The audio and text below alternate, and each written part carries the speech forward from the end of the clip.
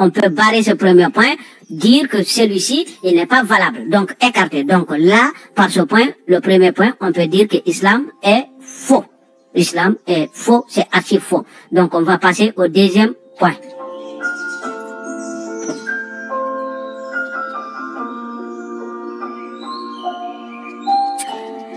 Donc, le deuxième point, vous avez la zakat.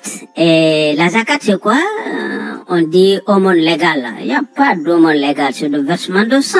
C'est le versement de sang, de zakat, ça, ce n'est pas l'islam qui a apporté ça. Ça, c'est-à-dire, tout ce que toi tu donnes de tes biens,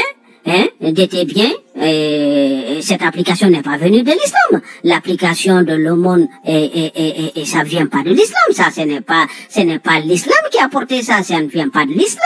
L'islam est venu trouver ça des siècles avant l'islam. Ça existait des siècles et voire même des millions d'années. Vous prenez les Bouddhas, les bouddhistes et les bouddhistes, et ils font ça. Ils font ça. Vous prenez dans l'Égypte antique, il y a toutes ces pratiques-là, elles existaient déjà. Donc ça ne vient pas de Dieu. Par contre, vous avez quelque chose dans l'islam qui est le sacrifice des animaux. Et donc ce sacrifice d'animaux, c'est une sauvagerie. C'est une sauvagerie parce que là, tu es là en train de dire que tu fais quelque chose au nom d'un Dieu. Donc ce Dieu-là, il est assoiffé de sang. Il faut tuer des animaux, il faut égorger, verser du sang. Et dans le Coran, vous avez une discussion dans le Coran entre Allah et ses anges. Ses anges le prévient que si les hommes venaient sur la terre, il y aurait beaucoup de versements de sang. Et Allah dit non, qu'il y aura pas, que lui, il connaît mieux que toutes ces anges-là. Et finalement, on égorge des millions, pour ne pas dire des milliards, des animaux, et au nom d'Allah. Ça, c'est presque tous les jours. Et ça, c'est presque tous les jours. On égorge des animaux au nom d'Allah. On verse du sang. Et donc, les gens avaient raison. Donc, cette pratique-là, faut pas qu'on vienne nous dire que c'est une pratique, de l'islam. Déjà, ça ne pratique pas l'islam en réalité, ce qu'ils font sur ce zakat-là, majoritairement, c'est quand au moment des fêtes de Ramadan spécialement, et de trucs comme ça. Donc là, ils font une collecte et puis ils disent que c'est pour distribuer parmi les pauvres. Mais en réalité, est-ce que ça, ce n'est pas une pratique de l'islam? Ce n'est pas du tout une pratique de l'islam. C'est une copie. On a copié cela et sciemment. Donc là aussi, on peut dire que ce deuxième qui est soi-disant pilier n'est pas un pilier. Donc ça, c'est faux. C'est archi faux. Donc l'islam est faux. Ce deuxième point est faux. Shalom. Soyez tous salués dans le puissant nom de notre Seigneur Jésus. C'est comme je le dis toujours, c'est le nom qui nous a été donné. C'est un privilège pour nous, les chrétiens, de porter le nom de Christ. De ne pas être des jésuiens, des jésuites, mais des chrétiens. Alors, nous portons le nom du côté divin de notre Seigneur Jésus-Christ. Jésus-Christ, homme, étant venu sur la terre comme un homme, étant mort sur la croix, ayant porté les péchés avec lui, nous ayant débarrassés de tout ce qui nous retenait captifs du péché. Alors, s'étant lui-même livré comme un agneau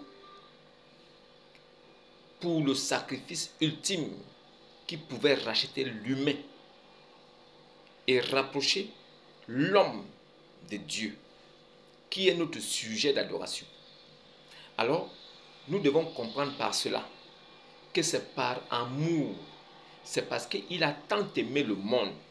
Alors, il est écrit que Dieu a tant aimé le monde qu'il a donné son Fils unique, afin que quiconque croit en lui ne périsse point.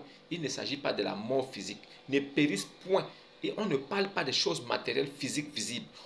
Ne périsse point, mais aient la vie éternelle en Jésus-Christ par la nouvelle naissance, par l'eau du baptême, ça veut dire que si vous ne naissez d'eau et d'esprit, alors vous ne pouvez hériter le royaume des cieux. Alors, quiconque croit en lui ne périsse point, mais ait la vie éternelle en ce qui concerne le côté spirituel. C'est pourquoi le chrétien, spirituellement parlant, c'est un fils de Dieu.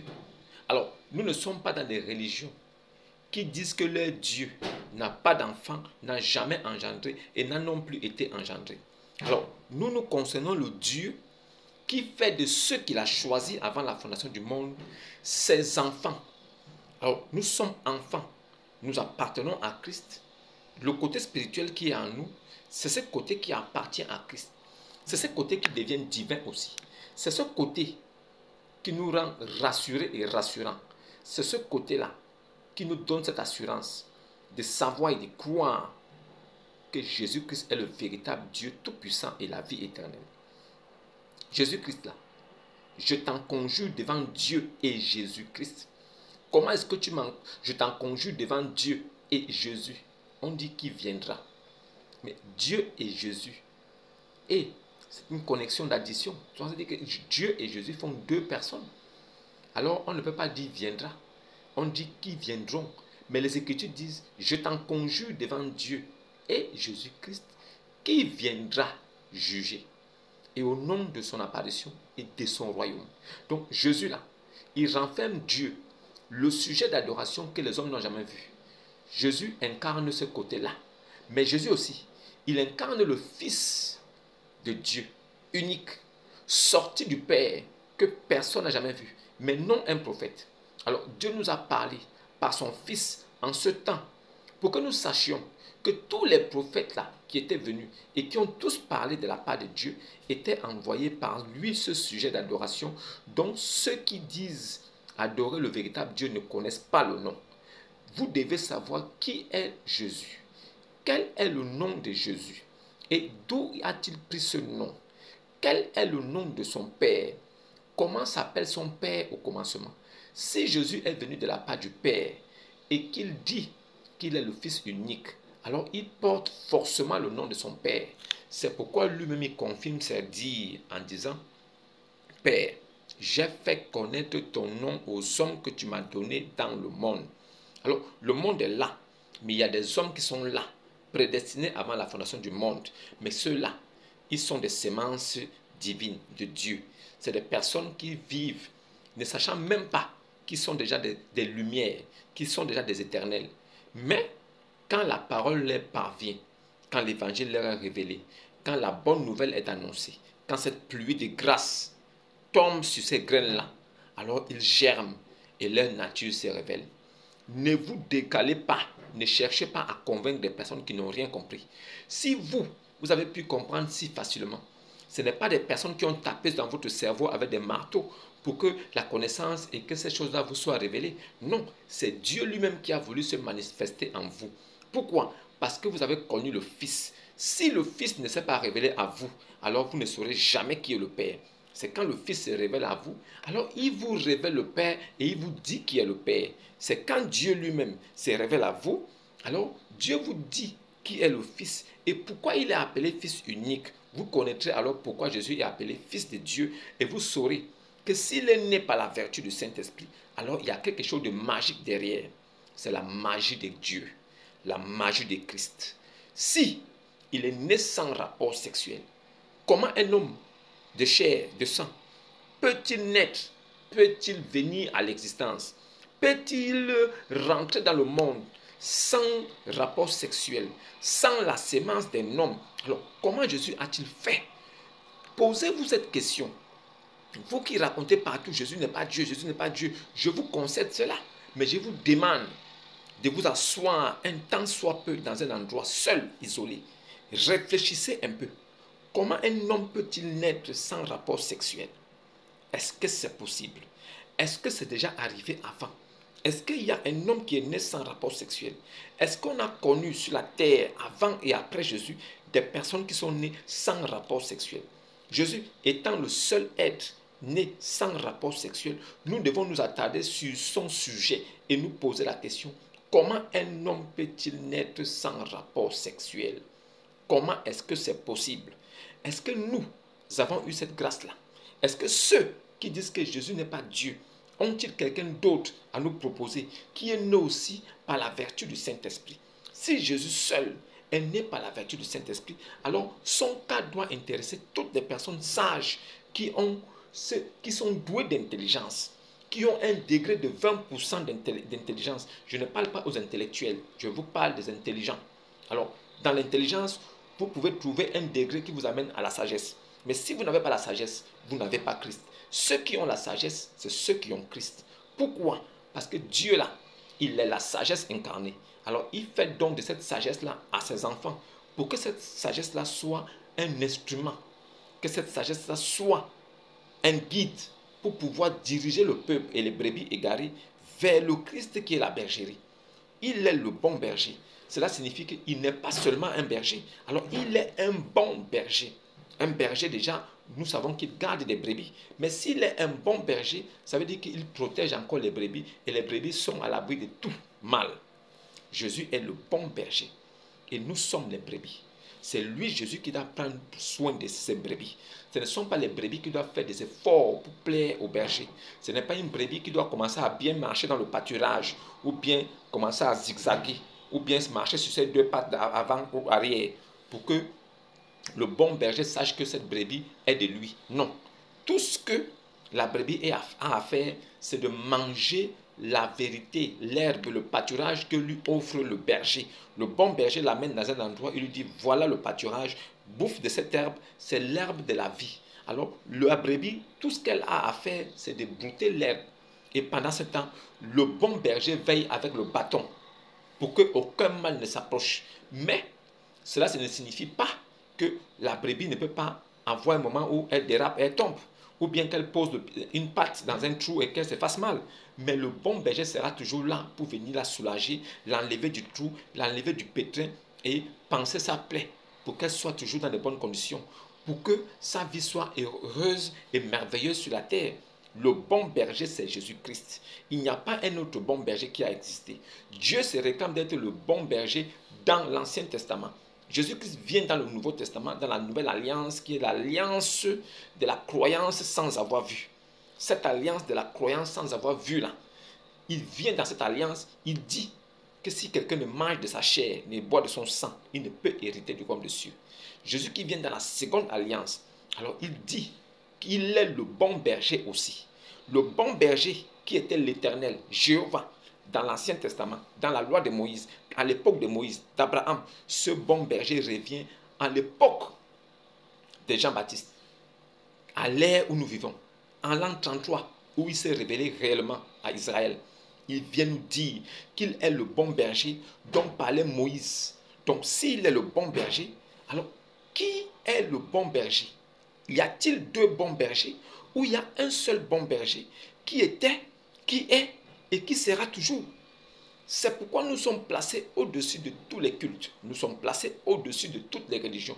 Nous sommes placés au-dessus de tous les païens, les sabéiens, le paganisme. Nous sommes placés au-dessus de toutes les croyances religieuses qui n'ont aucun fondement, dont on n'a jamais vu la manifestation. Alors, Jésus étant la pierre angulaire, étant la manifestation physique de la toute-puissance de Dieu, ce Jésus-là nous a révélé qui est Dieu. Si nous savons qui est Dieu, nous savons aussi qui est Jésus. Pourquoi c'est Jésus qui nous révèle le Père? Où est donc le Père? Où est-il passé? Pour qu'il ne se révèle pas lui-même dans les cieux, qu'on entende sa voix et qu'on voit les manifestations visibles, alors que lui-même n'est même pas manifesté visiblement, alors que lui il est invisible. Mais c'est Jésus qui est venu par la vertu du Saint-Esprit. Il a manifesté tous les dons réunis du Saint-Esprit. Il avait la plénitude de l'Esprit Saint en lui. Il était le tabernacle de Christ, de Dieu. Il était le temple de Dieu Tout-Puissant sur la terre. Quand tu voyais Jésus, tu voyais Dieu physique. Ce Dieu physique qu'aucun homme n'a jamais vu. Alors, ceux qui disent qu'on n'a jamais vu Dieu, vous ne pouvez voir Dieu et vivre. Oui, si vous voyez Dieu dans toute sa gloire, vous ne pouvez vivre. Pourquoi? Parce qu'il n'est que dans toute sa gloire pour ceux qui sont déjà morts en lui. Si tu vis et que tu as cru en Jésus, et que tu marches dans la droiture des Saintes Écritures, et que tu ne dévies point, on sait que tu pécheras. ça n'enlèvera en rien le salut que tu as déjà obtenu. Mais si tu as été intègre et que tu as respecté l'héritage, la parole des saints apôtres, sans tâche, sans ajouter ni retrancher, alors toi là, tu es déjà un sauvé. Étant vivant, tu es déjà sauvé. Quand tu mourras, tu es déjà sauvé. Le jugement ne passera pas près de toi. Alors, ceux qui marchent dans cette droiture-là, ceux-là sont des véritables enfants de Dieu. Ceux-là sont des révélés du monde. Ceux-là, ils sont comme des petits dieux sur la terre. Pourquoi? Parce qu'ils ont l'esprit. L'esprit que Dieu avait. Ça veut dire que l'esprit que Jésus manifestait, parce qu'il avait cette plénitude de l'Esprit Saint. Mais nous là, nous avons de l'esprit. Chacun de nous a de l'esprit. Cet esprit-là, ça fait de nous des enfants. Ce sont nos identités devant Christ. C'est pourquoi je vous exhorte, vous qui êtes loin, qui suivez ces vidéos, de ne jamais faire des efforts en croyant que c'est en faisant des efforts que vous allez plaire à une divinité. Vous ne pouvez jamais plaire à Dieu. Vous ne pouvez jamais marcher tellement bien que Dieu sera fier de vous. Vous ne pourrez jamais faire des choses aussi bien qui dépassent le mal que vous avez fait. Mais vous pourriez respecter la parole de Dieu. Vous pourriez enseigner, vous les faux pasteurs, vous pouvez enseigner la parole de Dieu tel qu'il est écrit, sans rajouter, sans retrancher. Vous deviez apporter la parole de Dieu. C'est cette parole-là qui était au commencement que vous devez ramener aujourd'hui. C'est cette parole-là qui a tout fait. C'est cette parole-là qui jugera. Et c'est cette parole-là qui peut sauver. Si vous n'avez pas compris toutes ces choses et que vous dites que vous êtes chrétien, ça, ce n'est pas mon affaire. Vous êtes chrétien sous la forme, pas dans le fond. Alors, cette vidéo est faite pour des personnes qui recherchent vraiment Christ, qui veulent savoir qui est vraiment Jésus et pourquoi il est venu comme un homme. Et s'il y a des doutes là-dessus, sachez que l'islam, leur Dieu aussi, est venu comme un homme. Puisque Ibn Abi Kabsha, alias Mahomet, le coupeur de cou, il a dit qu'il a vu son Seigneur qui est venu à lui. Il était un jeune, un berbe sans la barbe, et qu'il avait des gourmettes, et il avait des cheveux bouclés, avec une robe verte. Il est venu à lui. Alors, et c'est la même personne qui dit dans la sourate 68, au verset 42, que le jour où une jambe, un tibia sera découvert, et que tous les musulmans seraient appelés à se prosterner devant ce tibia, alors eux-mêmes, ils diront qu'ils ne se prosternent pas. Pourquoi? Parce qu'ils n'ont jamais connu la forme sur laquelle sera venu ce Dieu-là. Alors, celui qui sera entre eux et Allah, ce sera Ibn Abi Kabsha. Et c'est Ibn Abi Kabsha qui leur dira, alors, qu'est-ce que votre Seigneur peut vous montrer pour que vous reconnaissiez que c'est vraiment lui? Alors, tous les musulmans et les Abdouls, les Moussa et Lama diront son tibia. Alors, Allah révélera son tibia parce qu'il va soulever sa robe et tous les musulmans qui seront là verront son tibia et tous vont se prosterner parce qu'ils auront vu le tibia de leur Dieu. Donc, tous les musulmans de la terre connaissent quelque chose de leur Dieu, c'est son tibia. Ça n'enlève en rien que c'est une personne. Alors, le Dieu des musulmans est aussi une personne. Si vous ne comprenez pas ça, c'est pas grave. C'est le même Dieu des musulmans qui est venu voir Ibrahim. Il lui a dit, il est venu comme 3 messagers. Il a dit, nous sommes envoyés à des personnes incrédules. Après avoir mangé, parlé avec Abraham, alors 2 sont allés vers Sodome et Gomorrhe pour détruire la ville par rapport au péché qui résidait. Et c'est comme ça que celui qui est resté avec Ibrahim lui a dit que nous avons décidé de sauver Lot, à l'exception de sa femme, que nous avons décidé qu'elle sera de nombre de disparus. Alors, Ibrahim étant surpris, la révélation maintenant vient et Allah se révèle maintenant à Ibrahim en disant, nous, Allah, avons décidé quel sera du nombre des disparus, quel sera du nombre des mortes, quel sera du nombre des personnes mortes. Donc, Ibrahim avait donc vu la représentation physique humaine de Ibn-La, la déesse lunaire Aphrodite, qui vient comme un homme, mais c'est la déesse lunaire mineure de l'Aphrodite, du sexe. C'est pourquoi ce prophète de cette religion était avide d'argent et tellement obstiné par le sexe que toute sa vie et sa religion à lui étaient basées carrément sur le sexe et la fornication, l'adultère et la prostitution. La verge de fer, qui est Jésus, il est venu pour séparer le corps avec l'esprit et l'âme. Mais Ibn Abi Kabsha est venu 600 ans plus tard avec une verge de chair. lui, il fallait que cette verge rentre dans tous les corps des femmes et de tout être humain, homme ou femme. Il fallait qu'il fasse rentrer cette verge de chair en eux. Et il leur promettait le paradis. Il dit, la femme qui couche avec lui de façon volontaire, qui se donne à lui, il lui garantit le paradis. Tranquille. Il n'a même pas besoin de discuter avec une personne. Celle qui se donne à lui, sa bouche et son sexe pour qu'il couche et qu'il en profite, alors il lui garantit les jardins où coulent des ruisseaux. Ça, c'est le gars qui lui a lui-même dit. Ce n'est pas quelqu'un qui a inventé. Cela se trouve dans les livres des musulmans. Eux-mêmes, ce sont les révélations qui sont dans leurs livres. Alors nous prenons juste pour vous révéler ça ici. Mais mon but aujourd'hui n'est pas de m'attarder là-dessus. Nous savons déjà tous que l'islam est de Satan. Ça, tout le monde le sait. L'islam est de Satan. Un Dieu dont les savants musulmans de notre époque nous disent que c'est le même Dieu d'Abraham, c'est le même Dieu de Moïse, c'est le même Dieu de Jésus, c'est le même Dieu de Ibn Abi Kabsha. Ils disent que c'est le même Dieu. Ok, en 5 minutes, nous allons démonter rapidement ce puzzle, nous allons casser ça. Écoutez bien et prêtez l'oreille. Je ne me répéterai pas. Le Dieu d'Abraham, de Moïse, de Jésus, n'est pas le Dieu de Ibn Abi Kabsha, l'arabe, qui est venu 600 ans après le Christ. Nous savons très bien, selon les Écritures, que le Christ est le dernier prophète homme, mais l'incarnation de Dieu Tout-Puissant en tant qu'homme venu pour racheter le monde. C'est pourquoi on dit du Messie qui viendra tout accomplir. Si quelqu'un vient déjà tout accomplir, ça veut dire qu'il vient mettre fin à l'arrivée des prophètes qui parlent face à face avec Dieu. Jésus donc est venu comme le dernier des prophètes qui devait parler face à face avec Dieu. Après lui, il n'y a plus jamais eu de prophète. Puisque si le Al-Coran confirme que Jésus là, il est le Messie, cela signifie que s'il est le Messie, Al-Masiyah, cela signifie qu'il n'y a pas un autre prophète qui peut venir encore au nom de Dieu et qui parle face à face avec Dieu. C'est la raison pour laquelle Ibn Abi Kabsha étant venu, il parlait avec l'esprit d'Ibril dans une grotte ténébreuse, humide à Hira. Il n'a jamais parlé directement avec Dieu. Je défie ici tous les musulmans, les moussaïlama, les esclaves, de me montrer un seul verset là où ce gars a parlé directement avec son Dieu. Ça n'existe pas. Il n'a jamais vu Dieu, il n'a jamais parlé avec lui. Il avait des mauvais esprits dans son corps. Il dit qu'il a vu Dieu, que son Seigneur s'est révélé à lui. Il est venu un jeune homme avec un berbe, avec les cheveux bouclés et les gourmettes, avec une robe verte. Ça ne peut pas être Dieu. Ça ne peut pas être Dieu. C'est ce qu'il lui a dit. Mais nous prenons ça avec des pincettes. Et nous ne croyons même pas.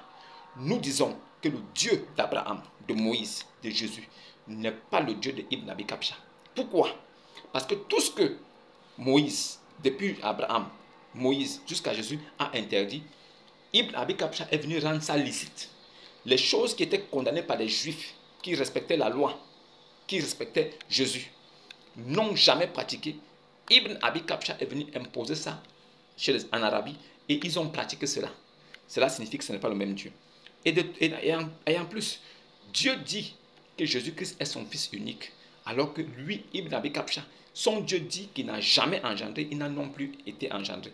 Donc, on ne peut pas dire que c'est le même Dieu. Alors, Dieu ne peut pas prendre Marie, mère de Jésus, et la confondre à Marie, sœur d'Aaron, et dire que c'est le même Dieu. Non, le Dieu d'Abraham, de Moïse et de Jésus ne peuvent pas dire, ce Dieu-là ne peut pas dire que le père d'Abraham s'appelait Terach, et Ibn Abi Kabsha, 600 ans plus tard, vient dire que le Dieu d'Abraham, le Ibrahim du Coran, l'idolâtre, s'appelle Hazar. C'est pas possible. Alors, le Dieu d'Abraham, de Moïse, de Jésus, ne peut pas dire qu'aucun des fils de Noé n'est mort. Et 600 ans plus tard, après Jésus, un autre vient dire que non, il y a un des fils de Noé qui est mort. La question qui est posée, c'est quel est ce fils? Et nous ne voyons aucune mention dans les Saintes Écritures où Dieu demande à quelqu'un de faire quelque chose et de mentir qu'il n'a pas fait. Au contraire, le Dieu d'Abraham, de Moïse et de Jésus condamne toutes les choses qui sont faites dans le mal et dans le but de séduire ou de tromper. Mais 600 ans après la mort de Jésus, il y a un Dieu qui vient de l'Arabie Saoudite avec un homme qui s'appelle Ibn Abi Kabsha, de son vrai nom de naissance. Lui, il demande à Marie, sœur d'Aaron, que lui considère comme la mère de Jésus, de manger et de boire, et que ses yeux se réjouissent, et qu'elle sorte de là où elle est. Si elle croise un des hommes, des humains, alors qu'elle lui dise qu'elle a voué un jeûne à son Seigneur. Pourquoi demander à Marie de mentir? Tu es Dieu Tout-Puissant. Elle mange et boit. Même si c'est une période de jeûne, elle est dans ta présence. Elle peut manger, elle peut boire. C'est toi le Dieu Tout-Puissant. C'est toi le Créateur de toutes choses. Tu n'as pas besoin de mentir pour t'imposer. Marie n'a pas besoin de mentir ou d'aller vers un homme, lui dire que, ah, là où tu vois là, j'ai vu un jeune à mon Seigneur, alors que la personne ne lui a rien demandé. Pourquoi inciter et demander à Marie d'aller mentir, alors que toi-même, Dieu des Arabes, tu sais qu'elle a mangé? Pourquoi? À quoi ça va profiter à ceux qui liront cela? En quoi cela me profite, moi, ou vous qui écoutez ça?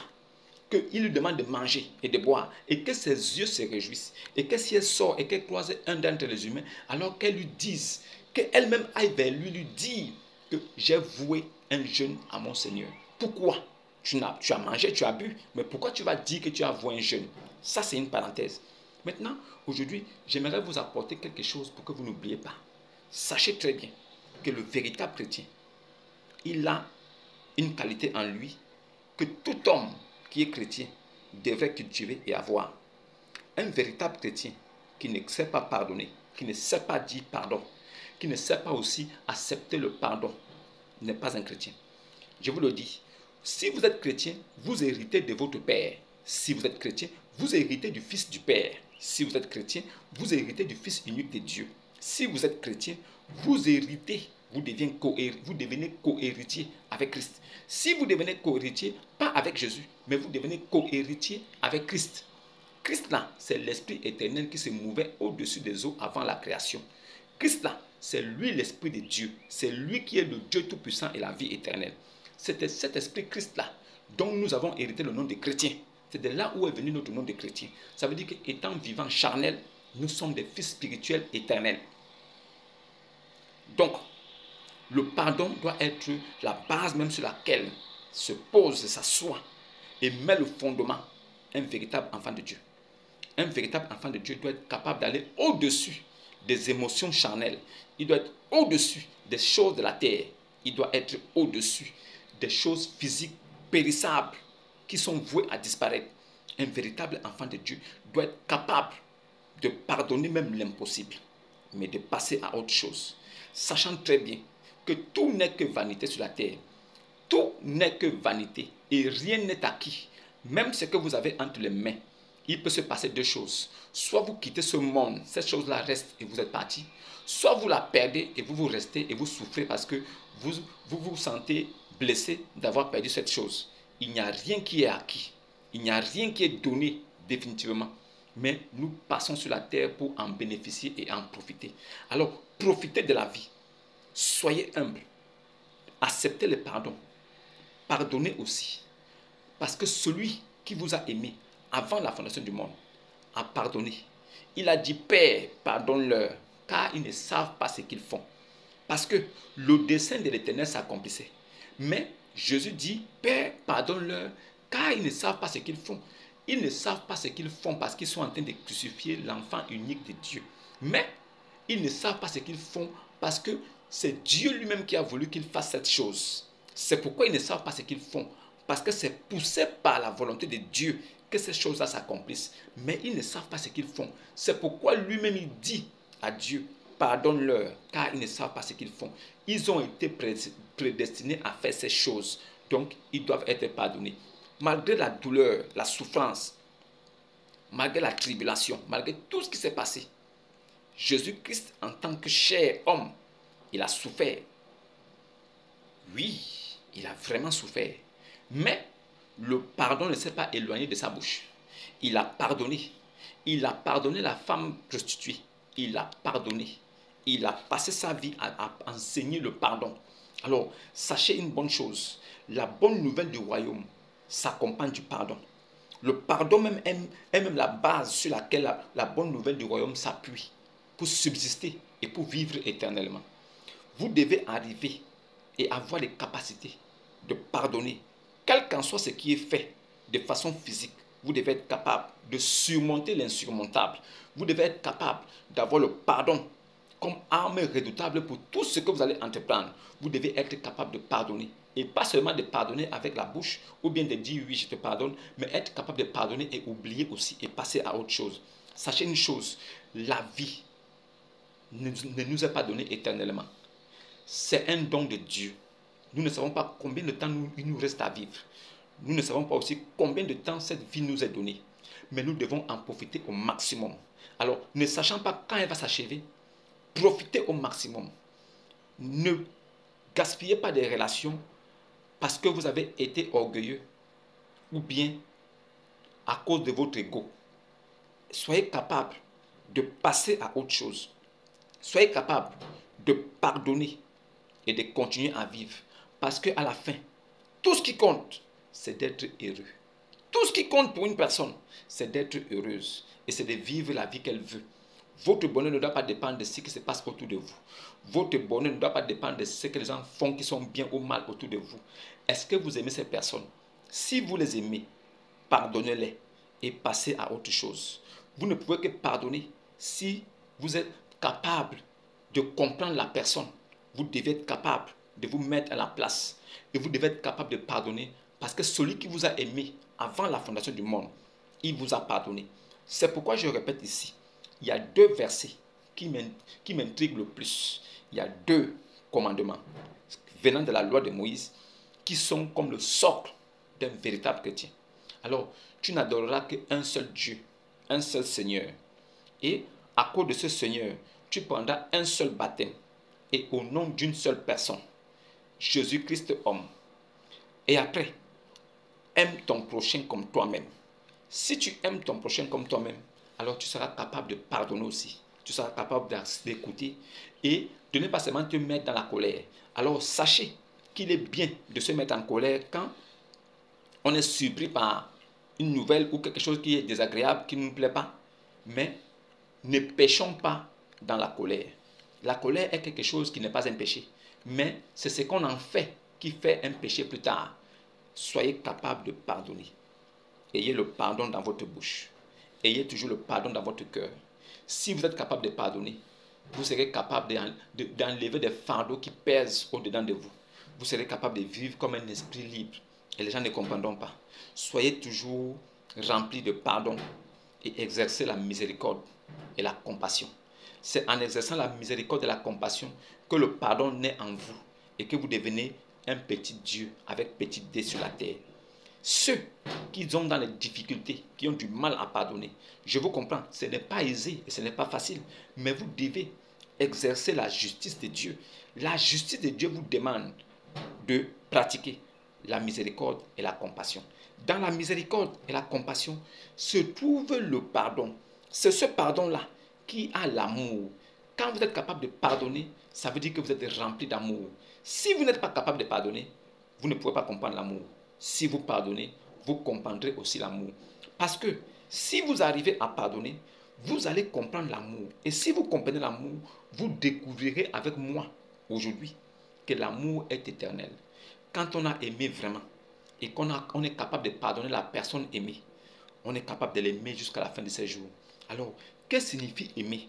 Aimer une personne ne veut pas dire la garder avec vous, mais aimer une personne veut dire se soucier de son bien-être, se soucier de comment elle se sent, être là, apporter sa pierre à l'édifice de son bonheur, vivre pour elle, l'aider et être toujours présent, l'accorder du temps.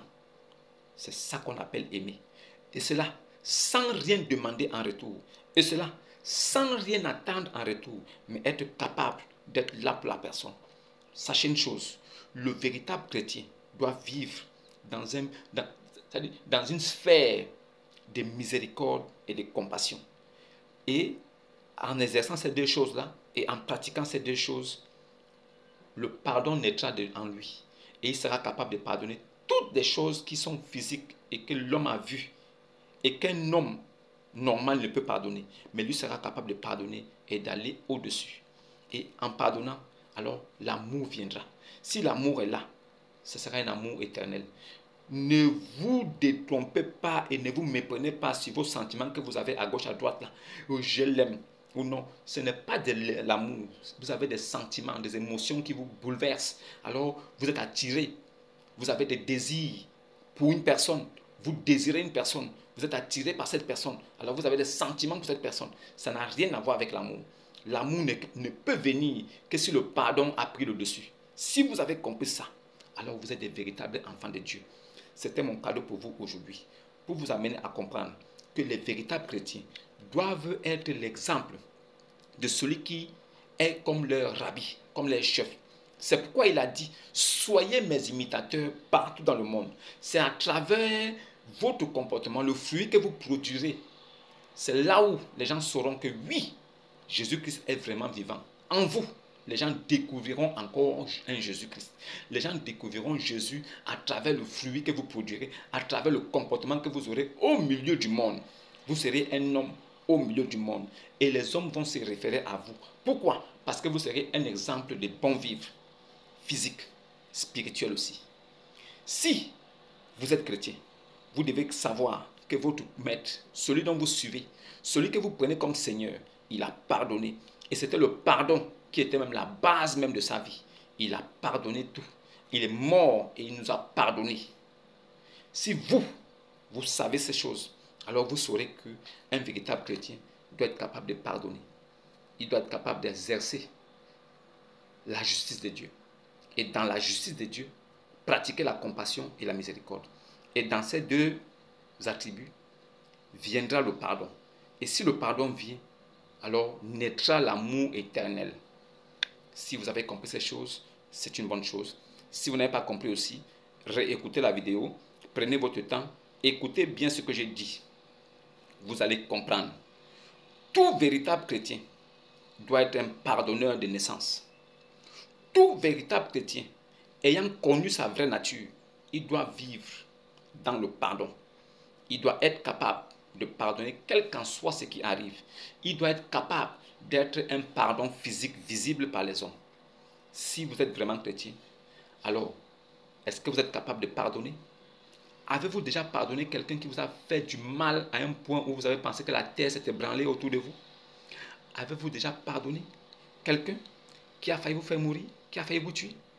Avez-vous déjà pardonné quelqu'un qui vous a fait de la peine et vous avez souffert tellement?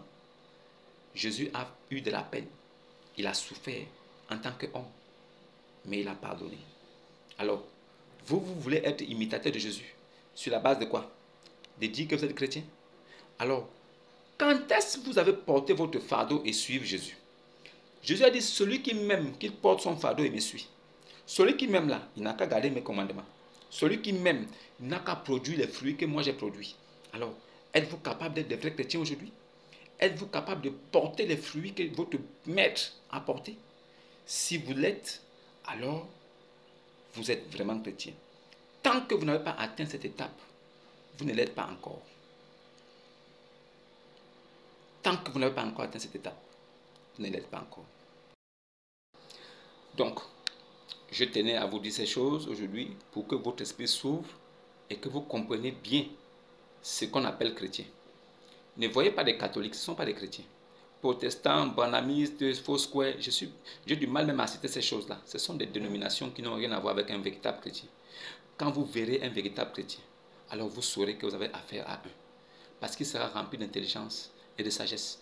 Il peut ne pas être un intellectuel, mais si quelqu'un est rempli d'intelligence et de sagesse, alors il est un intellectuel. Sachez-le très bien. Et ne vous méprenez pas. Les vrais adorateurs adorent le Père en esprit et en vérité. Nous ne sommes pas ceux qui n'ont pas de Père, qui disent qu'ils n'ont pas de Père, et eux ils disent qu'ils prient le même Dieu que nous. Nous sommes ceux qui nous réclamons d'avoir un Père, et nous reconnaissons que Jésus là, c'était le Fils unique de ce Père là, qui est venu nous révéler le nom de ce Père là. Nous chrétiens, nous connaissons le nom de notre Père, nous connaissons le nom du Père de Jésus, et nous savons que le Père de Jésus et Jésus forment une seule personne. Nous savons ça. Peut-être que vous ne le savez pas. C'est pas grave. Mais nous ne vous obligeons pas à croire ce que nous disons. Nous le disons pour ceux qui sont semences de Dieu. Ceux-là vont croire sans forcer. Mais vous qui ne pouvez pas croire, je ne peux rien faire pour vous. Ne croyez pas, c'est aussi bien pour vous. Ceux qui croient, shalom, parce que vous êtes véritables créatures de Dieu. Maintenant, Ceux qui disent que Jésus n'est pas Dieu, Jésus n'est pas Dieu, Jésus n'est pas Dieu, vous pouvez le dire autant de fois que vous voulez. Ça ne changera pas la divinité de Jésus. Vous pouvez chanter même sur les micros partout. Jésus n'est pas Dieu, Jésus n'est pas Dieu. Je vous donnerai un conseil bien avisé ici, en tant que frère humain, personne chère, physique, visible. Je vous dirai, prenez tranquillement votre livre de foi et essayez d'expliquer, et m'expliquer aussi à moi, comment ce Dieu-là peut sauver. Lisez-le attentivement. Ne chantez pas, ne récitez pas avec des belles voix. Non. Prenez chaque verset, vous lisez et vous expliquez. Ça veut dire que vous lisez et vous dites que voilà l'explication qui est là. On ne vous demande pas l'interprétation. Le Coran lui-même interdit l'interprétation. Mais vous faites ça partout. Donc moi je vous dirais, prenez tranquillement le Coran, lisez les versets et dites aux gens, ce que vous avez vu là, ce que nous avons lu là, c'est ce que Dieu a dit. Ce que nous avons lu là, c'est ce que Dieu a dit. N'interprétez pas. Nous là, quand nous prenons le Coran et que nous lisons, on n'a pas besoin de votre interprétation. C'est ce qu'on a lu là, c'est ce qui est. Si vous prenez la Bible et que vous la lisez, c'est ce que vous avez lu là, c'est ce qui est. Maintenant, est-ce que vous avez compris ce qui est là? Ça, c'est autre chose. Maintenant, nous, quand nous voyons prier, nous savons que c'est prier qui est là. Si c'était bénédiction, c'est bénédiction qui devait être mise à la place. Quand nous voyons tuer, nous savons que c'est la mort qui est là. Si c'était le contraire, on devait dire vivant. Donc, il y a des choses. Maintenant, si nous voyons ressusciter vivant, nous devons nous poser la question, ressusciter mort aussi. Parce que si on peut ressusciter vivant, on peut aussi ressusciter mort. Ça, c'est la langue française. Ressusciter vivant, ressusciter mort. Donc, on peut aussi jouer dans ce sens-là. Faux semblant, semblant faux. Vrai semblant, semblant vrai. Donc, on peut aussi prendre ces termes-là et nous allons décortiquer pour montrer à ceux qui pensent qu'ils sont doués d'intelligence, que l'intelligence n'a rien à voir avec ça.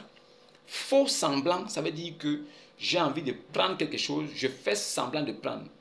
C'est un faux semblant de prendre. Ça veut dire un faux semblant, ça veut dire je suis avec vous là, pendant que je parle, je fais semblant de prendre voilà, la caméra, je fais semblant, mais je ne prends pas.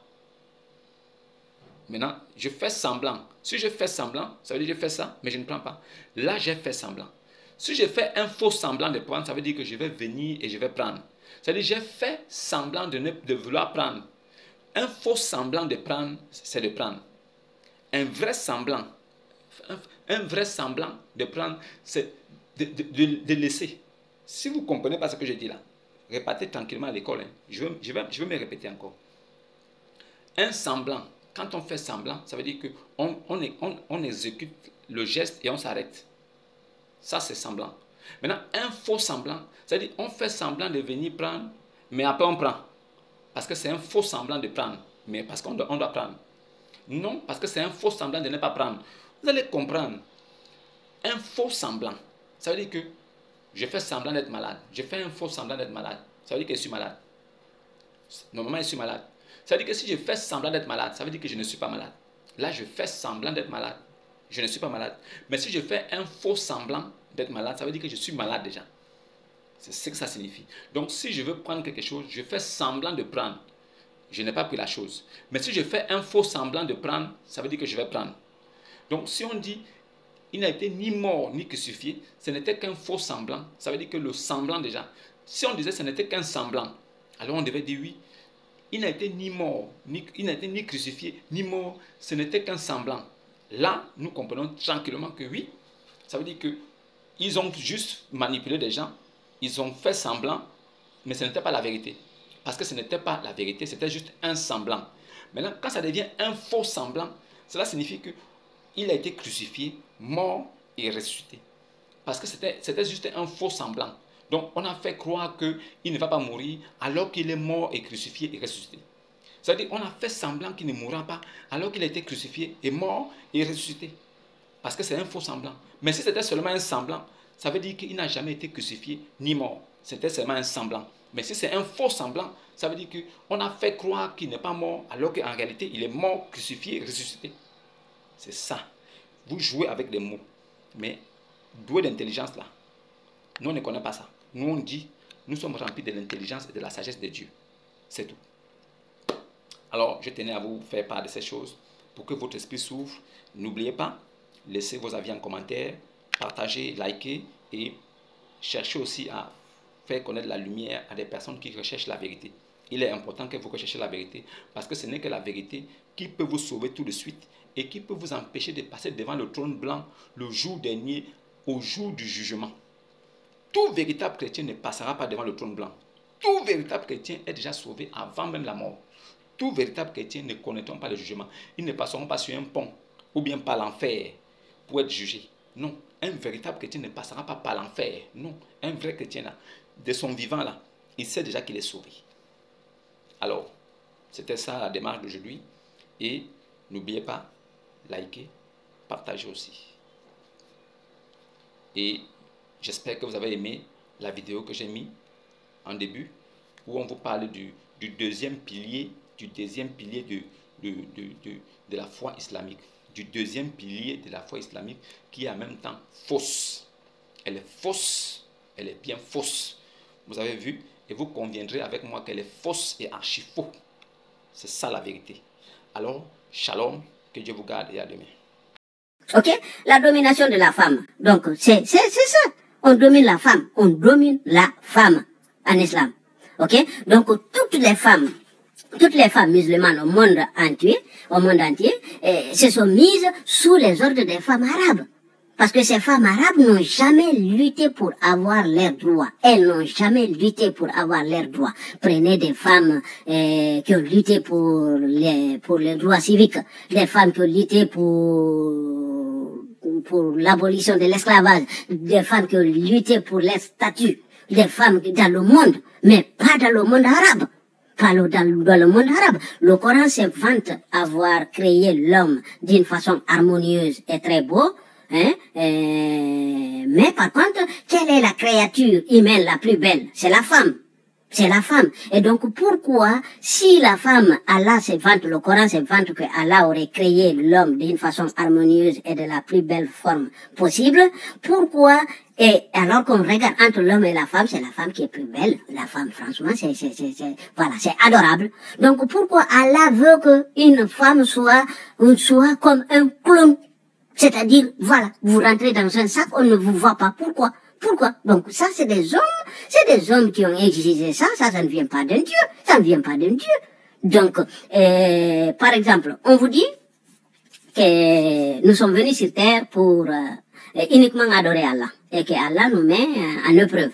Donc, n'est-ce pas, si c'est le cas, c'est-à-dire, c'est un examen, pourquoi Allah interdit? C'est-à-dire, Allah met la pression sur les femmes de se couvrir et non pas, c'est-à-dire, Allah devait plutôt faire le contraire, dire, ok, je vais tester votre foi.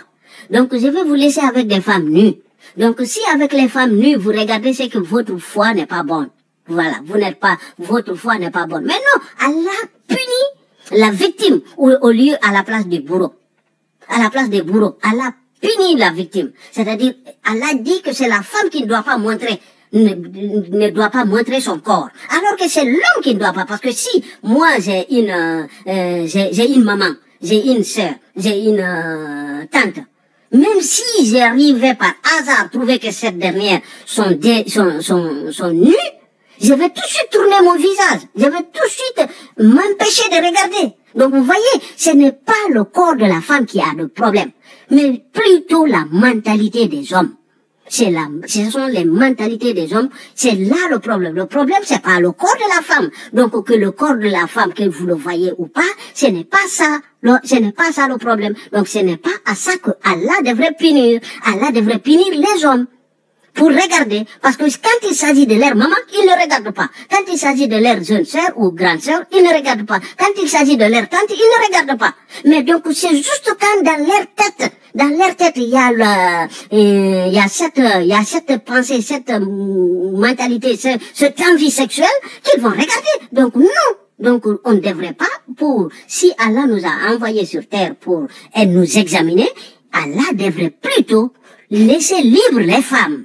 Laissez libres les femmes et non pas de punir la victime. La femme est une victime. Ok? Donc, pour vous montrer que Allah ne s'adresse jamais dans le Coran, jamais il n'y a pas une seule partie où Allah s'adresse aux femmes. Dans tout le Coran. Même si vous prenez Adam, on dit Adam. Et il est mentionné 25 fois et 0 fois Ève. Vous ne trouverez pas dans le Coran où est marqué Hawa, Ève. Il n'y en a pas. Le Coran ne mentionne pas. Et le Coran ne mentionne même pas que Hawa soit ou bien que Adam est une épouse. Figurez-vous les auteurs du Coran comment ils se sont trompés.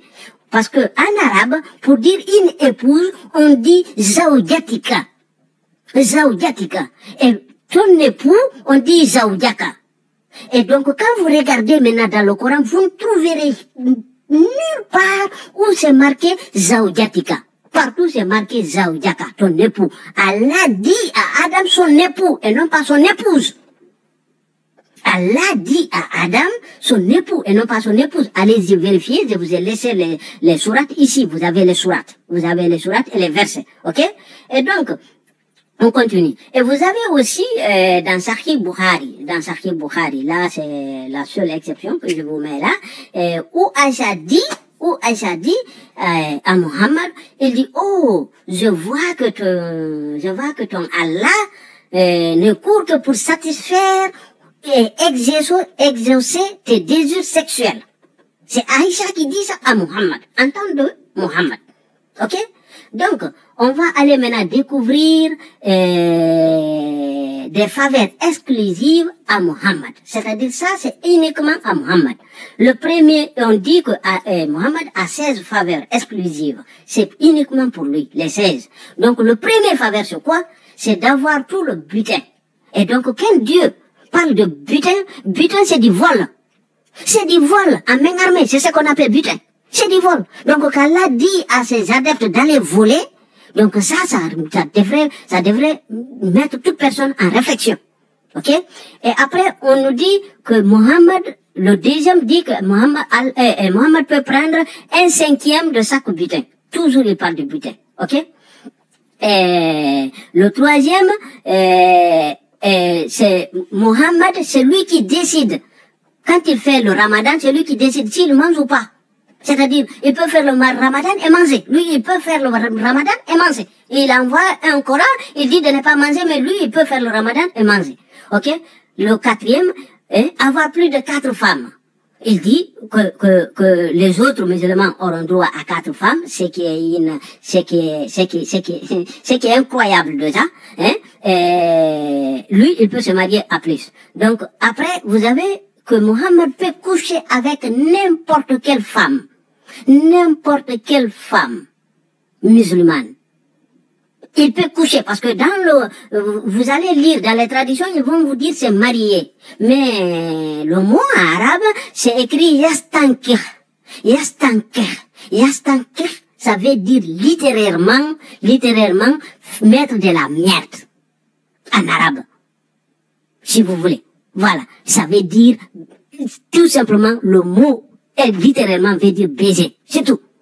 C'est d'où, par exemple, le mot là, il est où? C'est ce que vous entendez, par exemple, dans les pays francophones, et spécialement en France, vous entendez le mot, on dit nique ta maman, nique ta mère, nique, c'est le mot là, yastank, nikah, c'est le mot nikah, c'est baiser. Nikah, c'est baiser. Et c'est le mot que Allah utilise dans le Coran. C'est le mot, on dit que Mohammed peut faire nikah à n'importe quelle femme. Et vous avez aussi le 6 qui dit la même chose, qu'il peut faire nikah, que Mohammed peut faire nikah sans la présence d'une permission du tuteur. C'est-à-dire, s'il y a une gamine et que Mohammed veut coucher avec cette gamine, même si elle a 6 ans comme elle a marié Aïcha, Mohammed a la permission de coucher avec celle-ci. Donc, après, vous avez 7, on dit aussi qu'il peut faire nikah sans faire de dot, c'est-à-dire sans mariage. Il peut faire du nikah. Ok? Nikah, je vous dis nikah, c'est le sexe. Ok? C'est marié pendant, voilà. Non, là aussi, c'est pas marié. Mohammed peut faire nikah, il peut faire aussi le sexe quand il est en pèlerin, en train d'effectuer son rituel de Hajj. Ok? Ok, l'annulation du serment, là, c'est ce qu'on a lu tout à l'heure, là, vous voyez, il a le droit d'annuler son serment, voilà, parce que c'est ce qui est venu dans la sourate 66, là où il avait prêté serment à ses épouses, qu'il n'allait plus toucher à Maria, donc c'est ça. Et donc ici, vous avez la numéro 10, on dit que si Mohammed veut garder, voilà, le numéro 10, c'est celui-ci, il est le plus étonnant. Le numéro 10, il est aussi à l'origine de couvrir les femmes. Il est à l'origine de couvrir le visage des femmes. Parce que ici, il est dit, et c'est le Coran qui le dit, sourate 33, verset 37. Ok? Il dit que si Muhammad fixe ses yeux sur une femme, et qu'il aime cette femme-là, le mari de cette femme doit la divorcer pour que Muhammad la récupère. Attention. Si Muhammad, ses yeux tombent sur une femme, et si cette femme arrive à plaire à Muhammad, le mari de cette femme doit l'épouser et la laisser à Muhammad. Ok? Et ici, vous avez le numéro 11 qui dit la dot. La dot, c'est-à-dire Muhammad va et prend Safiya. Safiya, c'est qui? C'est la femme de Kinana. Kinana, c'était le chef d'une tribu. Et donc, Muhammad vient, il tue, parce qu'il a besoin de cette femme, il tue le mari de cette femme, le père de cette femme, son oncle et son grand frère. Il tue tous les hommes de cette famille. Il prend la femme et il l'amène avec. Et sur son chemin de retour, 2 jours il y avait 2 jours sur le chemin de retour, Muhammad a pris la femme, il l'a mis dans sa tente et a commencé à coucher avec elle. Alors qu'il a tué son papa, son mari, son frère et son oncle. Et on vous dira quand tu demandes les chefs religieux musulmans, ils vont vous dire que Safiya était d'accord. Quelle est cette femme au monde? On va tuer ton papa, on va tuer ton mari, on va tuer ton frère, on va tuer ton oncle. Et le même jour tu couches avec celui qui a tué, celui qui a assassiné tous les hommes de ta famille. C'est faux. C'est faux. Donc, c'est faux. Donc, je vais arrêter là la vidéo et je pourrais vous parler aussi d'une histoire de